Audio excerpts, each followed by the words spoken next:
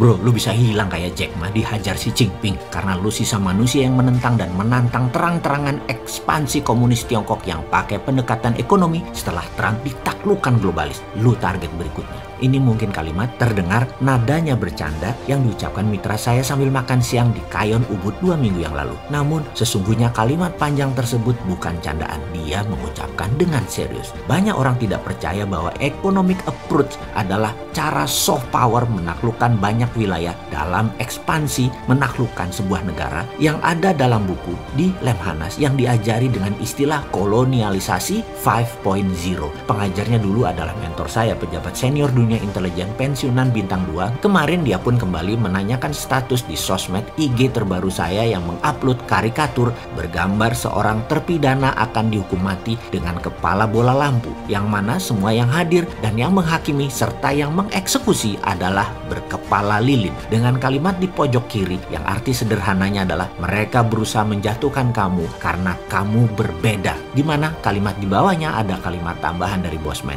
New Mind berjuang berat di awalnya melawan penguasa kebenaran sementara para Old Mind. Semangat!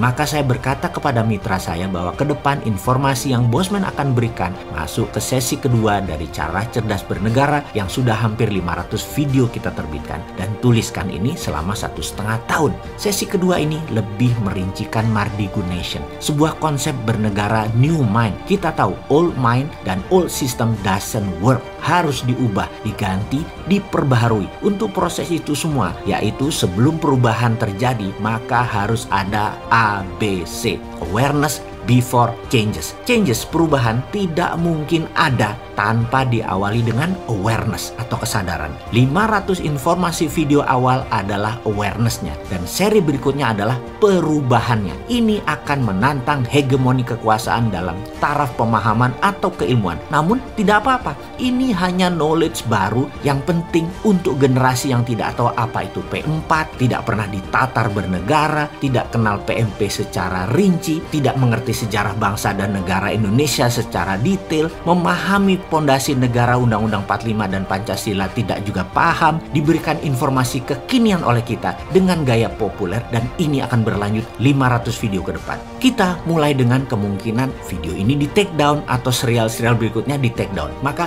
hal itu bisa terjadi bahkan oleh pusatnya IG, FB, YouTube yang melakukannya atas perintah globalis. Mungkin saja globalis sangat anti gerakan patriotik nasionalis. Rencana mereka mau buat negara less important, negara menjadi kurang terlalu penting. Sementara kaum patriotik nasionalis menguatkan kekuatan dalam negeri, kekuatan anak bangsa terlebih dahulu, baru berurusan dengan luar negeri, perusahaan multinasional, dan jaringan globalis. Nasionalis bisa melakukan apapun untuk proteksi bangsa dan negaranya. Misalnya menaikkan tarif masuk, membantu habis-habisan perusahaan Indonesia di luar negeri. Sementara globalis dan negara besar berusaha keras agar proteksi barang masuk ke negara nasionalis tidak terjadi. Mereka akan cari cara untuk proteksi tersebut tidak diterapkan oleh Mardigu Nation misalnya. Mereka akan cari akses supaya Bosman tidak terapkan masuk barang dimahalin dengan pajak atau barangnya tidak bisa masuk karena 100% diblok. Cari pejabat yang pragmatis dan oportunis, pasti mau duit. Mereka punya cara untuk mempengaruhi